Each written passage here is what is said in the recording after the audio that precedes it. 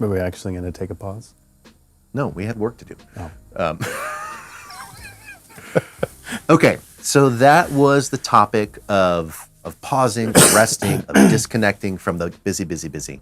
I also want to give credibility. I want to give credit to the Praxis organization, who a year or two ago they released a little pamphlet called "The Rule of Life for the Redemptive Entrepreneur." Praxis is an entrepreneur-focused organization, sort of like a Y Combinator for Christians, and been wildly influential for us.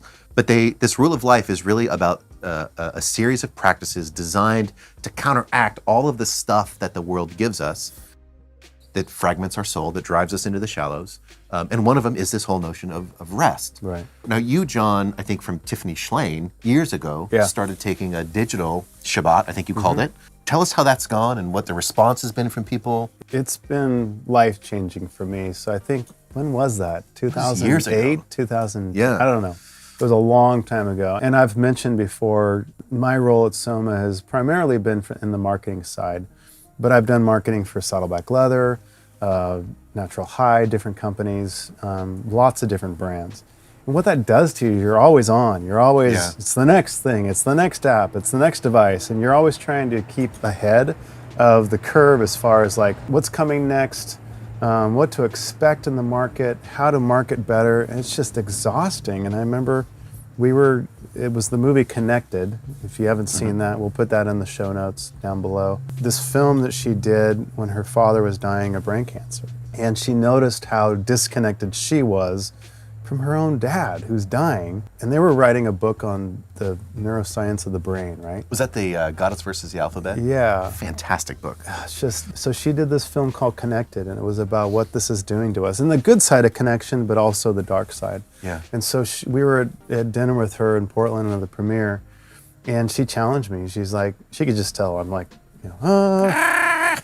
and she's like, John, I challenge you to take 1 day a week screenless, like shut down the devices, turn off the screens, and go analog. And it was like, first I'm like, I can't do that. Yeah. And I took her up on it, and I've been doing that pretty consistently, not every week, but pretty much every week, at least 1 day a week, trying to step back from technology. And it's changed so much, just my attention span.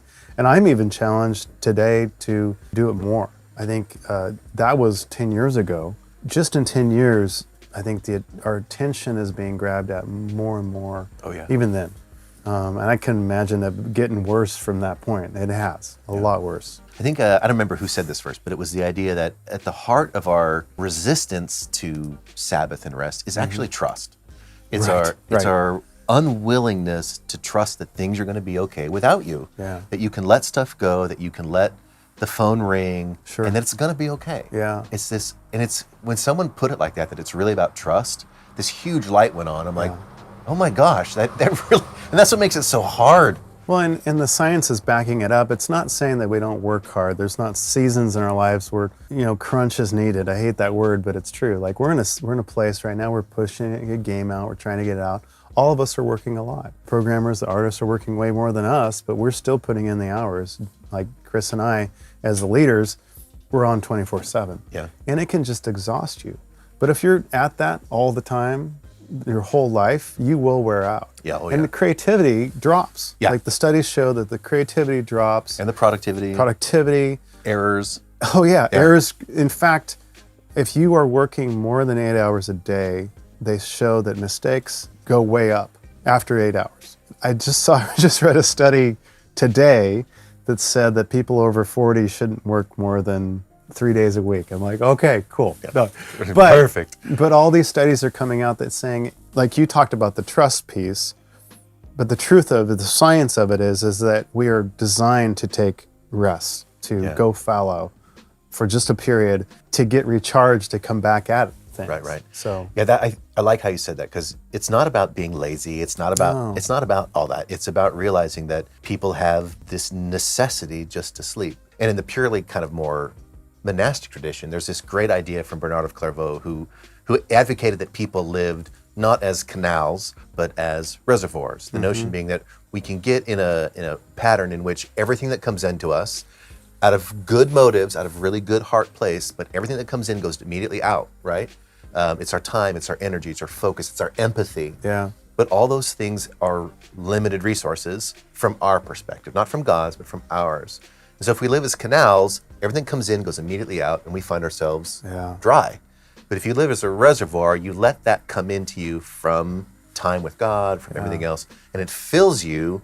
And once you're filled, then what overflows, that's what goes out to the world. Yeah. And now, minus that little bit that it takes to fill you, it's the exact same amount of work, of compassion, of joy. Yeah. But now it comes from a place of wholeness, and it comes from a place of rest, and you're not fried.